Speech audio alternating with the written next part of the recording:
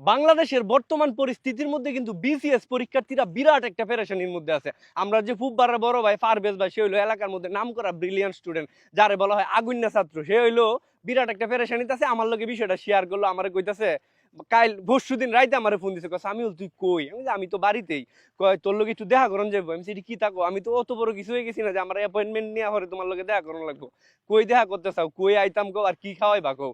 কয় কই আইবি তুই? তাইলে এক কাম কর, বাজারে মাটাদের বোয়ার দরকার নাই, আর আমি তো বাড়িতেও নাই, তুই আমরা নানার বাড়িতে আয় পর। আমি তোমরা নানার বাড়ি যাওলা মেলা দূরা গেলে আমার 20 টা 40 টা উঠু বাড়ার কারবার, অত দূরা করে বাড়িতে তুমি আইতা না? কয় না, আমি একটু বাড়িতে এখন আইতাম না, আমি একটু সমস্যার মধ্যে আছি, বাড়িতে আমি আইতারতাছি না। আমি বলছি, কে রে, কি সমস্যাটা হইছে তোমার?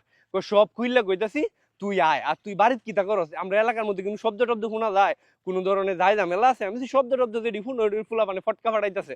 কয় ফটকা ফাটাইতেছে এটি কি মেজ দিয়ে ফাটাইতেছে না টিপ দিয়ে ফাটাইতেছে? আমি বলছি, না টিপ দিয়ে ফাটাইতেছে না, এই আতশবাজি ফাটাইতেছে, ফুলাপানের মধ্যে রং লাগছে, তারা দেশ নতুন করে স্বাধীন মনে করতেছে, এলাকে তারা ফুটাইতেছে। সমস্যা নাই, আমি আইতাছি, পরে তোমার লগে দেখা করবো। যাই হোক, যথারীতি গেলাম, যাওলা। যাওয়ার পরে এরা বাড়ির তো বাইরে বাজারে বই এত লগে আলাপ করতেছে। আমি চাইছি, কি হয়েছে তোমার? কৌছে, কই তুই তো বিসিএস এর ব্যাপারে বিরাট অভিজ্ঞ, আমি তো রিটেন একটা দিয়েছি, তুই জানোস? আমি বলছি, হ্যাঁ রিটেন তুমি দিছো, কইছো পরীক্ষা ভালো হয়েছে, আর বিসিএস এর ব্যাপারে অভিজ্ঞ, এই ধারণাটা তোমার ভুল, কারণ আমি হলাম একটা মূর্খ মানুষ, বিসিএস এর সংক্রান্ত আমি কিছু জানি না। কয় না, এরপরেও তুই ভিডিও বানাইলে প্রিলি রেজাল্ট আগুয়ে দেলায়। আচ্ছা ঠিক আছে, এখন কি সমস্যা তোমার এটা কও। কই হইছে কি, আমি তো রিটার্নটা দেয়া রাখছি, এখন রিটার্নটা দেওয়ার পরে আমি যেটা বুঝছি, এখন একটা ফেস্ট লাগিয়ে গেছে। বুঝছি ফেস্টটা কিতা লাগছে? রিটার্ন পরীক্ষার মধ্যে আমরা কোচিং এর বড় ভাইরা কইছে, কয় মনে করেন আপনি একটা অঙ্ক করতেছেন, অঙ্ক যদি আপনি করতে যান তাহলে অঙ্কর কিন্তু সূত্র আছে, সূত্রটাই আপনার ফয়লা কইলে নি লাগবো। ফয়লায় কিন্তু আপনার গিয়া বলতে হবে, আমরা জানি a plus b whole square is equal to a square plus 2ab plus b square.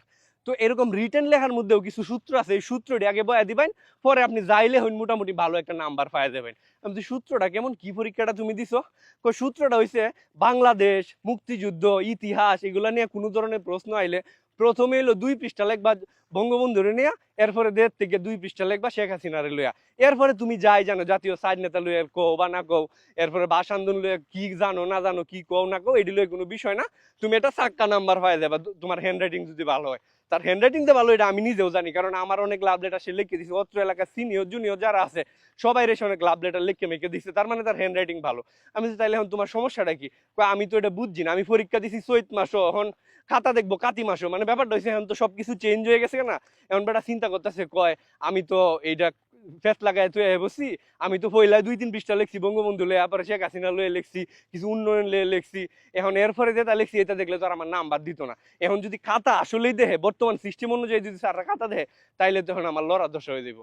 আমি যদি তাইলে এটা তো একটা চিন্তার এই বিষয়, যে তুমি বাড়ির তাও না গীতা লাগে, বাড়ির তাই না দেখ আমার মানুষ কইতাছে, এই যে যখন লাল আর কালা লইয়া বিরাট একটা কাণ্ড ঘটে গেল, সবাই লাল করতেছে, কেউ কেউ কালা করতেছে, তখন হেরে কেউ বুঝাইছে, কই দেখো তোমার সামনে যেহেতু তুমি রিটেন দেয়া রাখছো, সামনে তুমি ভাইবা দিবা, বিসিএস ক্যাডার হয়ে দেবা, পরে কিন্তু পুলিশ ভেরিফিকেশন আইব, পুলিশ ভেরিফিকেশন আইলে কিন্তু তোমার এলাকার খোঁজ খবর লইব, এবং তুমি এই আন্দোলনের সময় প্রোফাইল কি লাল করছি না কালা করছিলা এটাও কিন্তু খতিয়ে দেখা হবে। তোমার প্রোফাইল যদি কালো হয়ে থাকে, তাইলে তুমি ধরো যে এই যাত্রা পার পাই যাবে, আর যদি কোনো কারণে লাল করো, তাহলে কিন্তু ভেরিফিকেশনের রেজাল্ট খারাপ আসবে, তোমার কিন্তু চাকরি, তুমি হয়তো যোগ্যতায় টিকবা কিন্তু তোমার চাকরি হবে না, তোমার বাদ দিয়ে দেওয়া হবে। এই কারণে আমি প্রোফাইল কালা করেছিলাম, এখন আমি এলাকার যাওয়ার লেগে মানে টেনশনে আছি যে এলাকাত গেলে মানুষ মানে মন্দসারি কয় কিনা বা কি বিষয় আসয় হয়। পরে আমি কইছি, দেহ যেটাও গেছে গা তো গেছে, গহন এটা চিন্তা করে লাভ নাই, তোমার কেউ কিছু কইতো না, আমিও আমার এলাকার ফুলাফান যারা আছে এরার লগেও আমি আলাপ সালাপ করতেছি, এলাকা কিভাবে শান্তি শৃঙ্খলা নিয়ন্ত্রণ করা যায়, আর অলরেডি সবকিছু সমাধান হয়ে গেছে, তুমি বাড়ির যাও, ওটা সমস্যা নাই।